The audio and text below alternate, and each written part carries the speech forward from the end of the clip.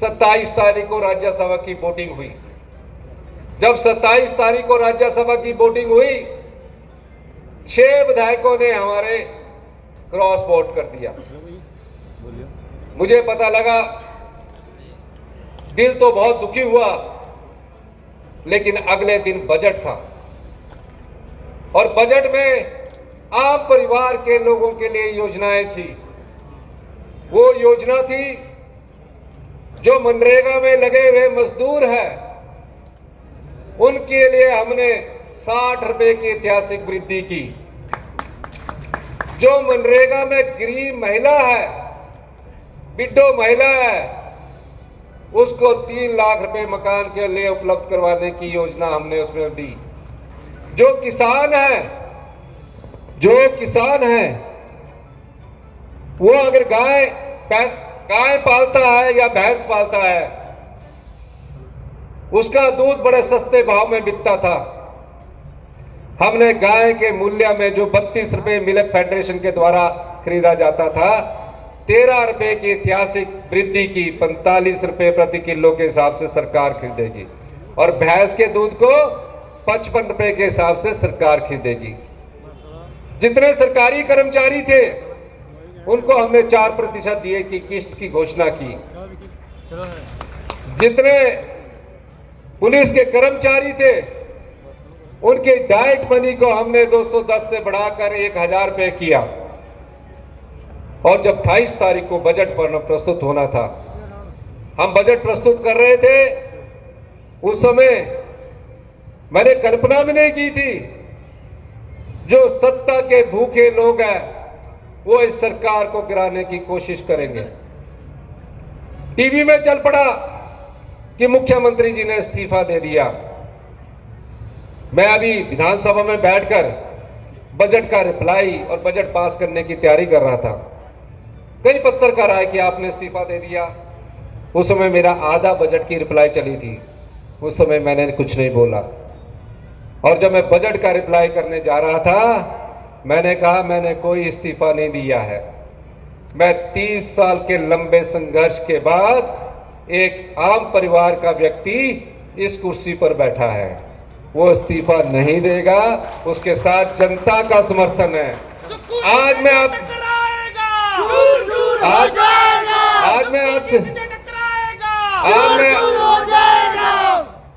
हम जनता के वोट से, आम जनता के वोट से चुनकर विधायक बने हैं। आम लोगों ने हमको वोट डाला है।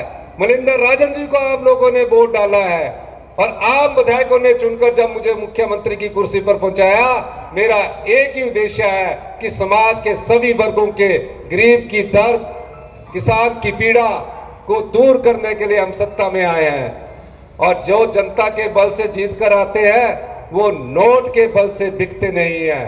तो क्या आप आने वाले समय में, मैं पूछना चाहता हूं, जिस नोट के बल से वो इस लोकतंत्र की हत्या करवाना चाहते हैं और नोट के बल से वो सत्ता हत्याना चाहते हैं, क्या जनता उन्हें कभी माफ करेगी? करेगी कि नहीं करेगी? नहीं। दोनों हाथ खड़ा करके बताइए, जोर से बोलिए, सारे हाथ खड़ा करिए। भाई मैं इसलिए कहना चाहता हूं, जो विधायक यहां से चुनकर गए आप लोगों के वोट से, पंचकुला में बड़े आराम से 5 स्टार होटल में रुके, फिर डर लगा कि हम अपने पाप धोकर आते हरिद्वार चले गए। हरिद्वार में गंगा मैया ने कहा, भाई तुम्हारे यहाँ नहीं पाप धोएंगे, तुमको धोते धोते तो मैं ही पापी हो जाऊंगी। राम तेरी गंगा मैया का नारा है। फिर चले गए ऋषिकेश। अब ऋषिकेश में अपना ध्यान लगाओ और सोचो कि आपने कहां गलती की है। आप डर क्यों रहे हैं? आपने गलती की है, आपने लोगों की भावनाओं से खिलवाड़ किया है। आप लोगों का वोट लेकर अपने वोट को आपने बेचा है।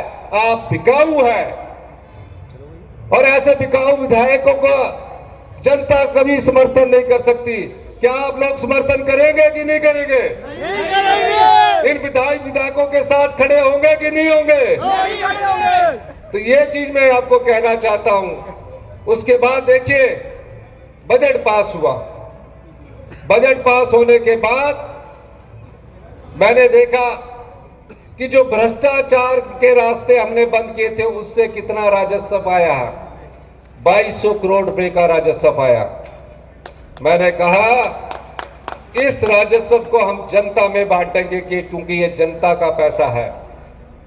और हमने 18 साल से ऊपर जितनी भी हमारी बेटियां हैं, जितनी भी हमारी महिलाएं हैं, 18 साल के ऊपर की जितनी भी महिलाएं बेटियां हमारी है, उनके जीवन के अंतिम सांस तक 80 साल की उम्र तक हर महीने हम उन्हें 1500 रुपए देने की मैंने घोषणा की। सुखविंदर सिंह सुक्खू जिंदाबाद जिंदाबाद जिंदाबाद। और 1 अप्रैल 2024 से ये मिलना शुरू हो जाएगा। ये किसका पैसा है? जनता का। ये जनता का पैसा है। जनता का पैसा। और जो जनता के पैसे को लूट रहे थे उस रास्ते को मैंने बंद किया। और आने वाले समय में हमारी बेटी 18-19 साल के बाद जो हमारी क्षमता है, जितना हमारे पास पैसा है, वो जिंदगी भर 1500 रुपये मिलेगी और धीरे धीरे इसमें बढ़ोतरी भी होगी। 1 साल में 18,000 रुपया अपनी 18 साल की बेटी को हम देने जा रहे हैं। ये भ्रष्टाचार के रास्ते बंद किए। इसीलिए मैं बार बार कहता हूं कि अगले 2027 तक हम अपनी अर्थव्यवस्था को पटड़ी पर लाएंगे। 2032 तक हम हिमाचल प्रदेश को हिंदुस्तान का सबसे समृद्धशाली और अमीर राज्य बनाएंगे और जो धन कमाएंगे वो जनता के बीच बांटेंगे। यही नहीं, मैं एक और बात क्या देना चाहता हूं। कोई भी चुनौती मेरे सामने आई, चाहे वो आर्थिक चुनौती थी, चाहे आपदा की चुनौती थी, चाहे राजनीतिक चुनौती थी, मैंने जीवन में संघर्ष किया है। 22 साल पहले जब मैं एमएलए बना, मेरे मन में ये इच्छा नहीं थी कि मुझे सत्ता की भूख चाहिए। सत्ता की भूख जिन लोगों को है और जो सत्ता की भूख के बगैर रह नहीं सकते, कुर्सी उनको महत्वपूर्ण होती है।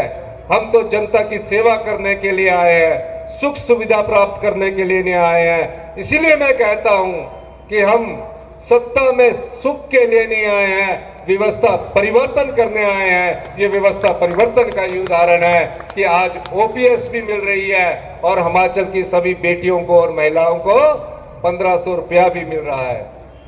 इन्हीं शब्दों के साथ मुझे